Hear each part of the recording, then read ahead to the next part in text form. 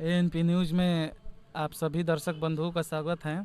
जितने भी आप एएनपी न्यूज़ देख रहे हैं, आज मैं एक आम आदमी के नाते आज हमारे साथ बैठे हुए हमारे सर, उनसे कुछ जुड़े जो इन मामलों पे वीडियो बनाते हैं, उनसे ही जुड़े कुछ सवाल पूछेंगे।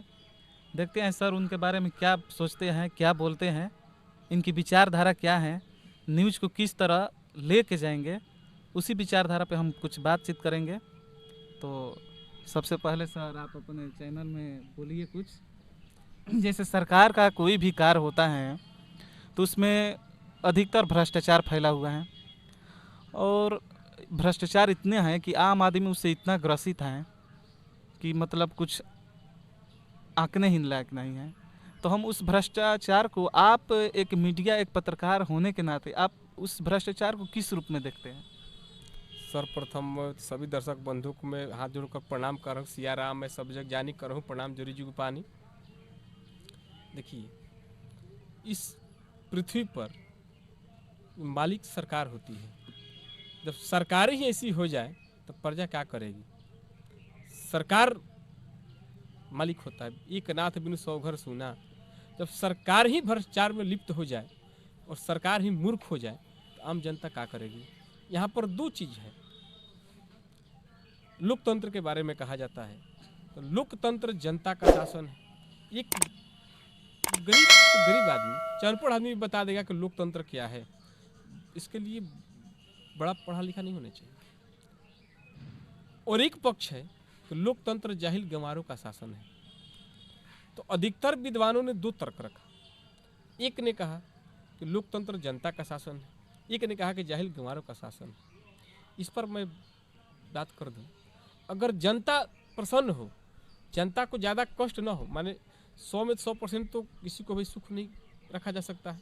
केवल राम राज्य में ही हुआ, दैविक दैहिक भौतिकता पर राम राज्य में नहीं व्यापा। लेकिन यहाँ पर कलयुग है, उसको चर्चा हमें नहीं करना है, लेकिन अध्ययन जरूर करना है।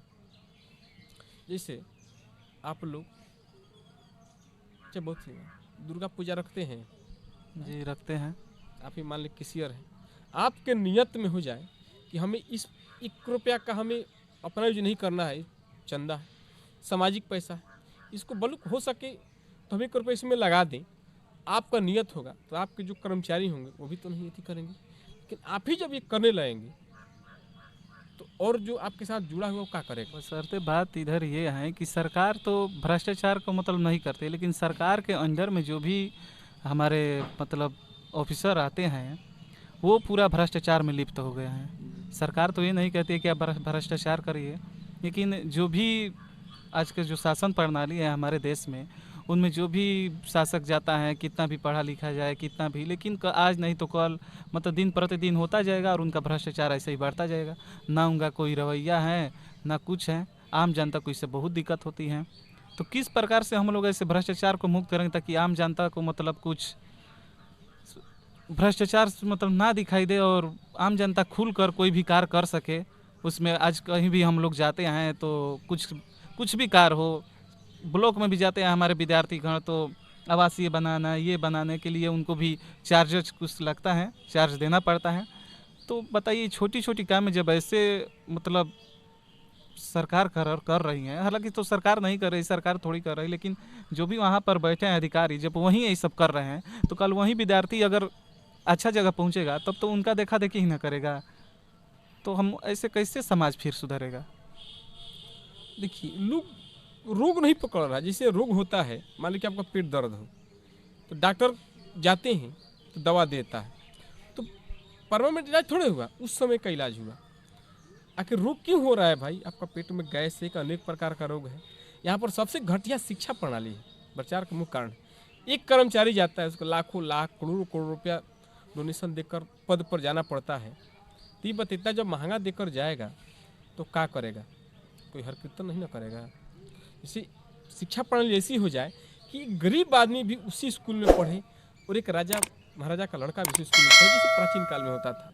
ऐसा ही हो जाए तो ये बताइए, भ्रष्टाचार आप ही मान लीजिए कि आप ही ठीक है, आप खूब ईमानदार बनते हैं, आप डोनेशन देकर जाइए, आपको 50 लाख रुपये मेडिकल करने में या सीओ बनने या कुछ करने में है, आपका तो हैसियत, हम लोग को मीटिंग मध्यवर्गीय हैं, हाँ। हम लोग के पास तो हैसियत नहीं है। जी जी। आप 50 लाख रुपया देकर जाएंगे तो आप ही क्या करेंगे, आप ही बताइए क्या करेंगे। हाँ मतलब कोई भी विद्यार्थीगण जब शुरू में उसको ज़्यादा पैसा लगेगा तो चाहेगा ही भाई उससे ज़्यादा पैसा कमाना, क्योंकि पैसा तो मतलब पेड़ पर तो नहीं उगता है कि भाई हाँ भाई तूड़े और ले गए। पैसा लगेगा, गार्जियन देगा तो वो चाहेगा ना कि हाँ भाई मेरे मेडिकल करने में 50 लगा है, अगर वो कल को डॉक्टर बनता है या बनेगा तो फिर वो 50 लाख से वो भी घूसखोरी ही करेगा, भ्रष्टाचार उस हॉस्पिटल में फैलाएगा।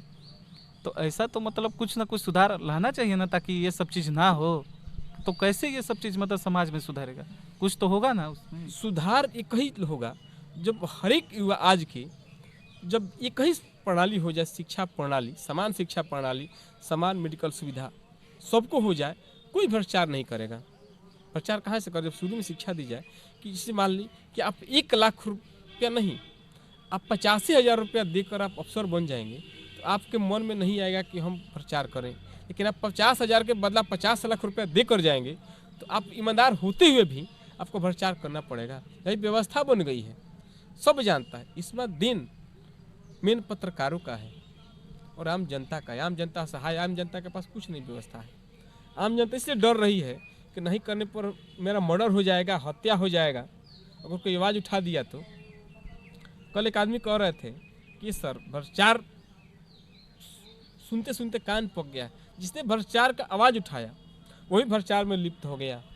जिसने रोजगार का मुद्दा उठाया वो तो रोजगार से ग्रसित हो गया, लेकिन और लोग बेरोजगार हो गए। मुख्य वजह यही है। आज का व्यवस्था नहीं सुधरेगा तो सरकार के बस में नहीं है। सरकार ही सब जानती है। एक बहुत पहले गाना था, पब्लिक है सब जानती है। ऐसा मतलब बात आप नहीं कि यही कहना चाहते हैं तो कहीं ना कहीं सरकार भी इसमें लिप्त है, मतलब उसके 100% अधिकारी मतलब उसके अधिकारी ही नहीं, सरकार भी पूरी तरह से लिप्त है। मैं इतिहास पढ़ा हूँ, क्या तो गलत लिखा है कि सलाउद्दीन खिलजी शासक था, हर एक कर्मचारियों पर नजर रखा था। उसी के राज में था कि अगर कोई भी मिलावट करते पकड़ा जाएगा तो उसको गट्टा काट कर चौराहा पर टांग दिया जाता था। ऐसे व्यवस्था हमारे यहाँ है। सऊदी अरब में जाकर देखिए, बहुत सी व्यवस्था है।